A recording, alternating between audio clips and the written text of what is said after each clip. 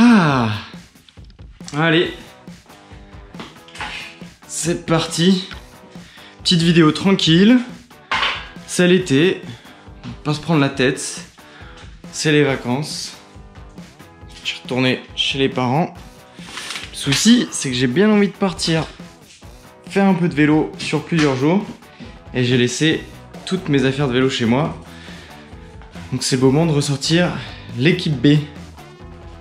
Donc là j'ai vraiment pas de micro, j'ai pas de trépied, c'est vraiment un truc à la cool. Hop, juste un peu de mécanique, un peu de montage vidéo simple, sans prise de tête. Hop, du coup c'est tout ce que j'ai pour pouvoir partir. Voilà, c'est pas un vélo grande classe, mais je me suis dit partir en road trip en vélo avec pas grand chose, avec les moyens du bord. Donc j'ai mon vieux Trimançon qui traîne toujours par ici, dans ce garage. Et bah ma foi, ça fera l'affaire, ça doit faire l'affaire. Bon alors comme tout bon vieux vélo, faire un petit check, hein. Petit check-up pour voir si tout marche bien, parce que ça à la limite, peu importe le vélo, pas avoir de mauvaise surprise au bout du premier kilomètre. Petit dégraissage, petit réglage, et puis on va voir ce que ça donne.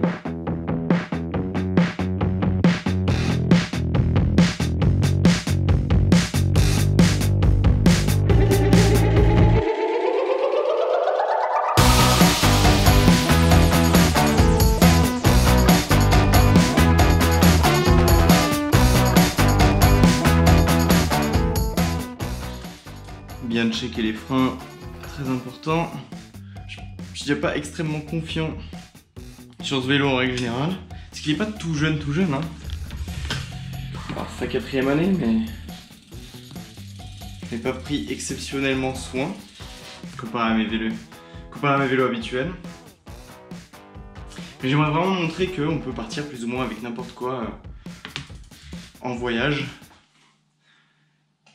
Toujours respecter ses ambitions. Là je vais partir seulement 2-3 jours en plein été à côté de chez moi, donc ça limite quand même les risques. C'est vrai que j'aurais pas fait la moitié de l'Europe avec ça, c'est clair et net.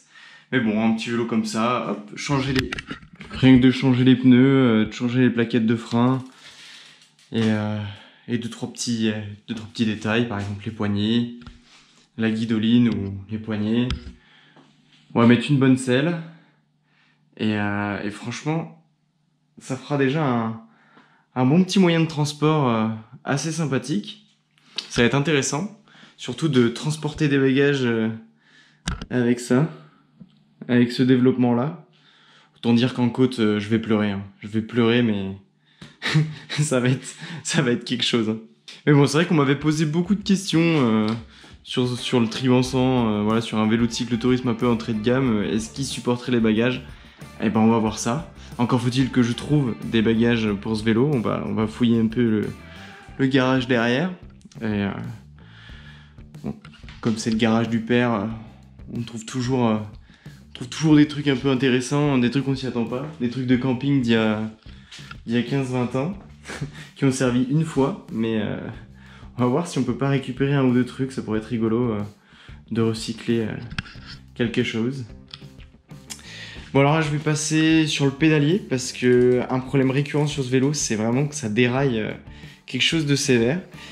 Et y a plein de gens qui m'ont dit de mettre un vrai anti-dérailleur. Je voulais absolument pas investir dans un anti-dérailleur pour ce vélo, hein. Je trouve que c'est un peu excessif. Sauf qu'il se trouve que j'ai retrouvé ça dans mes affaires de l'époque où je faisais un peu de vélo de descente. Et je me demande si ça pourrait pas passer. Donc je vais essayer ça. Et puis on va voir.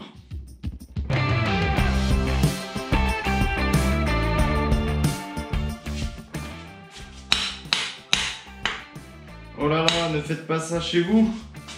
Y'a pas un maillet? Non mais sérieux. C'est quoi cet établi? Il n'y a pas de maillet. Bon. Il n'y a pas de maillet. S'il n'y a pas de maillet, petite cale en bois.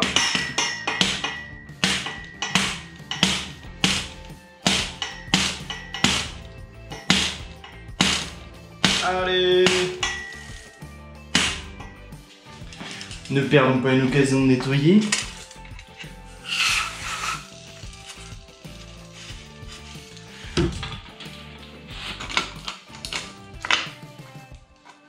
Mais non. Pas du tout.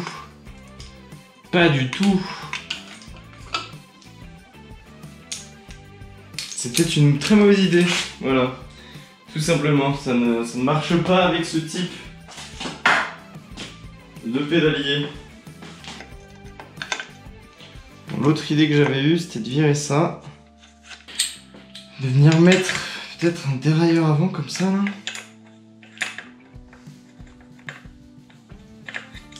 Ça marche pas.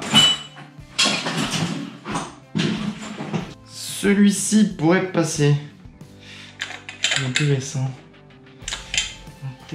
Trouver une petite vis compatible. Attention, c'est vraiment un système D là. Vraiment pas terrible. Mais pourquoi pas? Pourquoi pas, si ça peut m'empêcher de dérailler. J'explique après ce que je fais, hein, parce que peut-être qu'il y en a qui comprennent pas du tout ce que je suis en train de faire.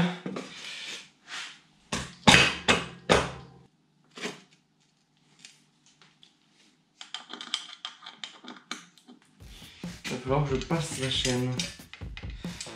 Trouver le maillon rapide, trouver le maillon rapide. Pas très rapide. Ah si, là, hop. Nickel. Je vais faire passer la chaîne dans le dérailleur avant. Et si tout se passe bien, ma théorie, je vais pouvoir vous expliquer ma théorie. Et si ça se passe pas bien, et ben là je serai à court d'idées pour le moment. Pourquoi je m'embête à tirer à ce point sur la chaîne? En fait vous me gênez, c'est la caméra, vous me gênez. Hop. Maintenant je vais venir jouer sur les butées. Ça se trouve sur tous les dérailleurs.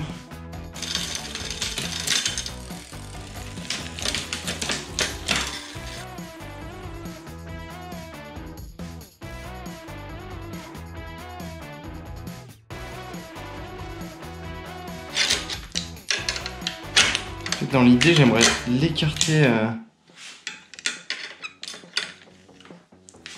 Bon, alors que tu fais ça, faut prendre un vieux dérailleur, tu ne veux plus nécessairement parce que là, ça va être un peu.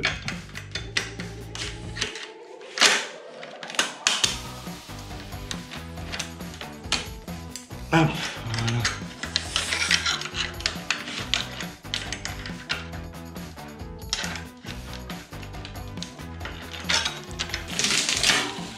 Et voilà. Nickel. Bon alors pour expliquer un peu ce que je viens de faire.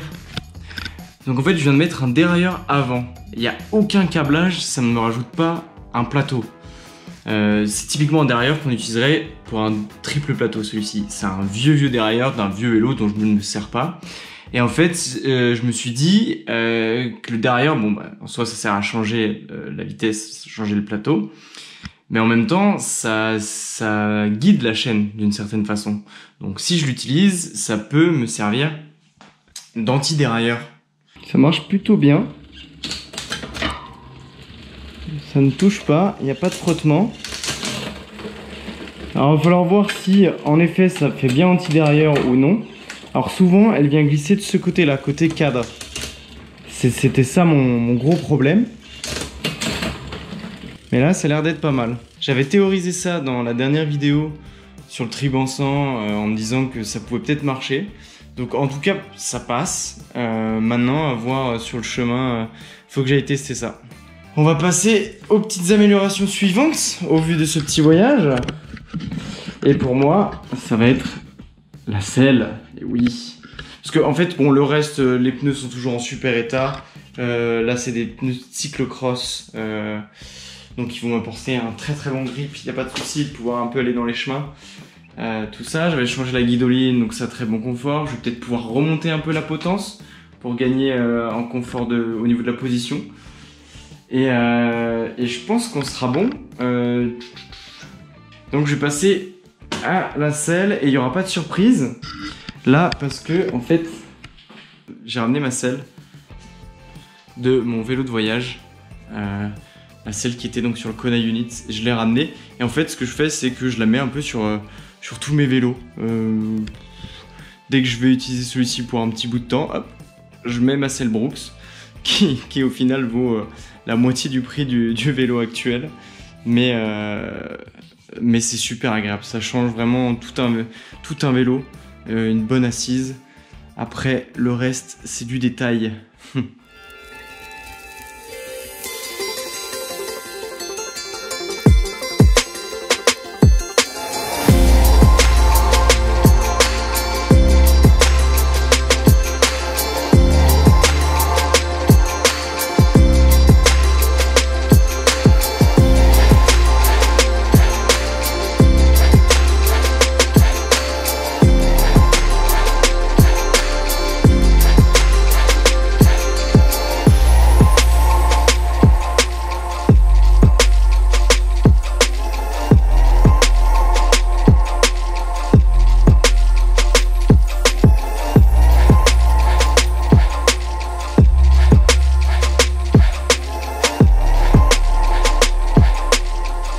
Bon bah voilà ce que ça donne. Parfois ça ira très bien pour les trop petits jours de voyage à vélo là, de la fin de semaine. Voilà, tranquille.